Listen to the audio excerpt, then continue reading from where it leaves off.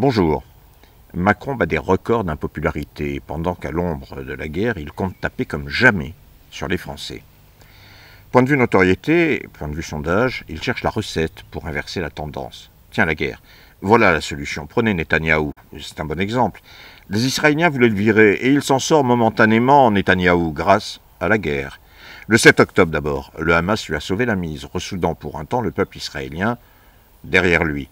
Et puis, les bombardements permanents sur Gaza maintiennent l'ambiance. Enfin, l'Iran et ses mollahs, dictateurs haïs, nouveaux alliés objectifs du responsable d'extrême droite israélien, et qui, derrière les bombardements, recherchent un nouveau climat d'union nationale, un nouveau sursis. Macron rêve d'une bonne guerre, lui qui ne sait comment durer encore 2 ans, car 2 ans c'est long. Oui, la guerre, une bonne catastrophe, un bon cataclysme dans la situation de chaos généralisé actuelle, voilà l'issue possible pour Macron. Science-fiction? Pas si sûr, hein, avec les lumières qui nous dirigent, de Trump au Mollah, de Poutine à Netanyahou, en passant par Van der Leyen et quelques autres, tout semble désespérément possible.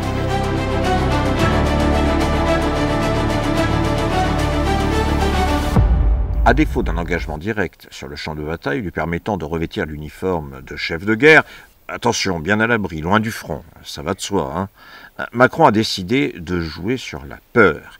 Hier, la Russie était à nos portes. Aujourd'hui, les missiles iraniens nous menacent. Demain, ce sera vraisemblablement la Chine. Et les conseils de défense se succèdent. Si la guerre se fait attendre, il ne désespère pas, Macron. Il faut la préparer car elle est inévitable. Les bruits de bottes résonnent dans les couloirs de l'Élysée. Tel est le sens du budget 2026.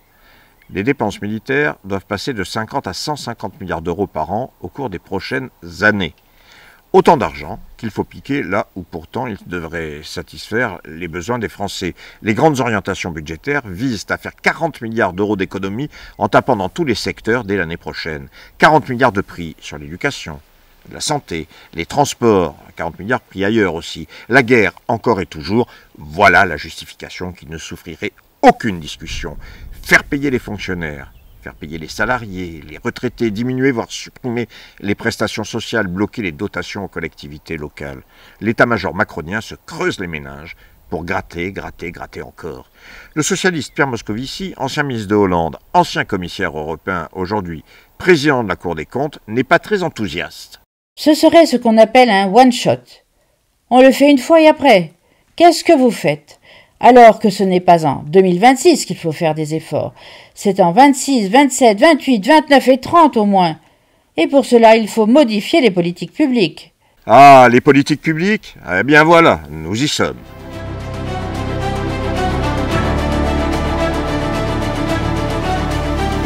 La sécurité sociale, voilà le gros morceau dans le viseur du gouvernement.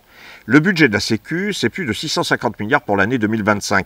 C'est là que les marges les plus importantes pour alimenter l'économie de guerre se trouvent. La stratégie gouvernementale pour mettre la Sécu sur la sellette est assez simple. 1. Le gouvernement décide d'emprunter autant que nécessaire pour l'économie de guerre, donc. 2. Il dénonce le niveau insoutenable de l'endettement public. 3. Enfin, il annonce le plan de retour à l'équilibre des finances publiques en tapant sur la sécurité sociale qui met sur le devant de la scène. Et le tour est joué. Mais c'est un vol au sens propre du terme. La sécurité sociale est financée par les cotisations sociales versées par les salariés et les employeurs. La politique gouvernementale consiste à permettre à ces derniers de ne pas payer.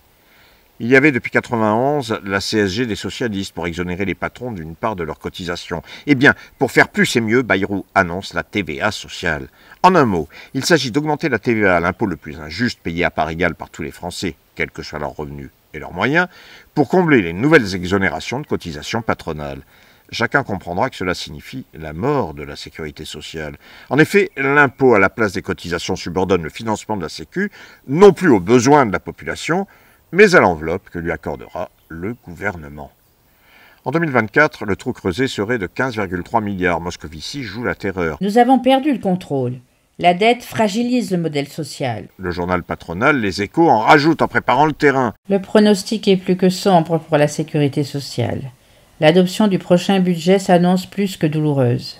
Les macronistes prennent le relais. La menace de voir la Troïka, émissaire de la Banque Centrale Européenne, du Fonds Monétaire International et de la Commission Européenne, de voir la Troïka débarquer comme en Grèce, est brandie. On râle donc, oui mais il n'y aurait pas le choix pour satisfaire l'effort de guerre et réduire les déficits mis en avant par la Cour des comptes. Tout cela ne résiste pas aux faits. Dans le rapport de la Cour des comptes est en effet indiqué: le montant des allègements généraux de cotisations patronales qui ont pour objet de réduire le coût du travail a presque quadruplé entre 2014 et 2024 pour atteindre 77 milliards d'euros. Donc 15,3 milliards d'euros de trous d'un côté, 77 milliards pris au budget de la Sécu de l'autre. Allons plus loin, c'est là qu'il s'agit d'un vol, ni plus ni moins. Les cotisations sociales ne sont rien d'autre qu'un salaire différé qui finance les dépenses sociales. Il en effet a été admis au lendemain de la guerre qu'une part du salaire est versée directement pour vivre, une autre part est socialisée pour financer notamment la sécurité sociale. C'est le salaire différé. Piquer directement le salaire direct versé à la fin du mois, cela serait visible, ça passerait très mal. Alors, c'est le salaire différé qui est volé. Plus simple et surtout plus discret que de se servir directement dans votre porte-monnaie, même si ça revient exactement au même. Jusque-là, le gouvernement compensait les exonérations patronales. Avec les efforts militaires annoncés selon la Cour des comptes, les modalités de cette compensation sont devenues défavorables. Voilà comment et pourquoi l'économie de guerre de Macron aura pour effet direct l'appauvrissement des Français.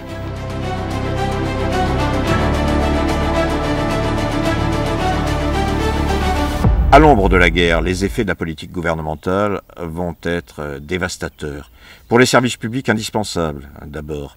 Les hôpitaux manquent de soignants, manquent de lits, manquent de soins. L'éducation manque de profs, absence de remplacement, gosses laissés à eux-mêmes. La sécurité aussi, avec les incivilités comme mode de fonctionnement, la violence chez les jeunes, notamment. Les jeunes, de plus en plus tôt. Plus directement, pour atteindre 40 milliards de coupes dans le prochain budget, il y aura le déremboursement des médicaments. Il y aura un reste à charge de plus en plus élevé, interdisant les soins à des millions de nos compatriotes. Et puis les affections de longue durée, les ALD, qui concernent 13 millions de personnes, pratiquement 20% de la population.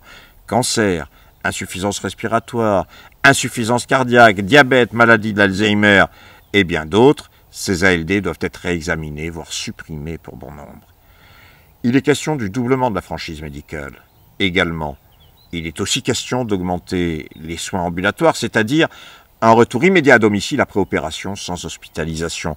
L'assurance chômage, qui fait aussi partie de la protection sociale, est concernée, avec diminution des allocations versées aux travailleurs privés d'emploi. Et puis bien d'autres domaines encore, dont le régime des retraites.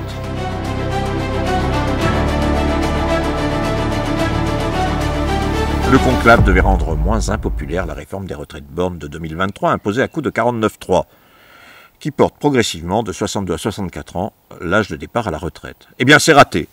FO a quitté les lieux dès le premier jour, puis un peu plus tard la CGT et les artisans de l'UDP. C'est donc principalement CFDT et MEDEF qui ont joué les prolongations pour tenter, sans y parvenir, de sauver la mise à Macron. Notre pays est en grande difficulté financière. Au rythme où vont les choses, rapidement, nous ne pourrons plus payer les retraites.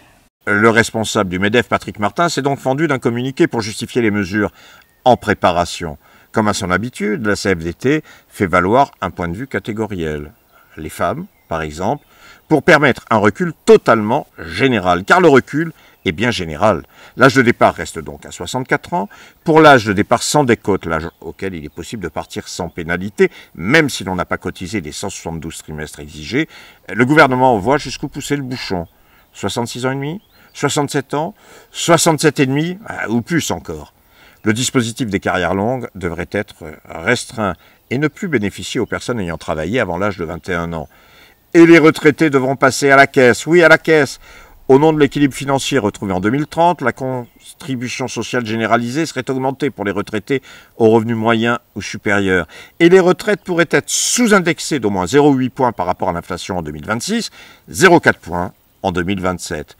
Quant à la prime senior, évoquée par François Bayrou pour faire passer la pilule, elle serait quant à elle simplement enterrée. Allez les vieux, un petit effort pour envoyer les jeunes se faire flinguer à la guerre. Vous pouvez faire ça les vieux, non ?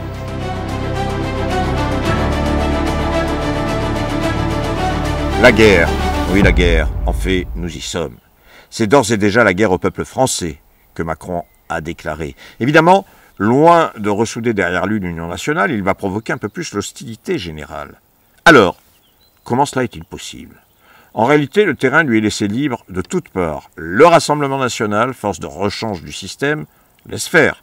La France insoumise, qui a fait du fascisme fantasmé l'ennemi principal, fait sien le prétendu Front républicain qui déjà a permis l'élection de Macron et de ses députés. Et les syndicats sont au plus bas, accompagnant la politique en cours ou s'abandonnant à un wokisme complice.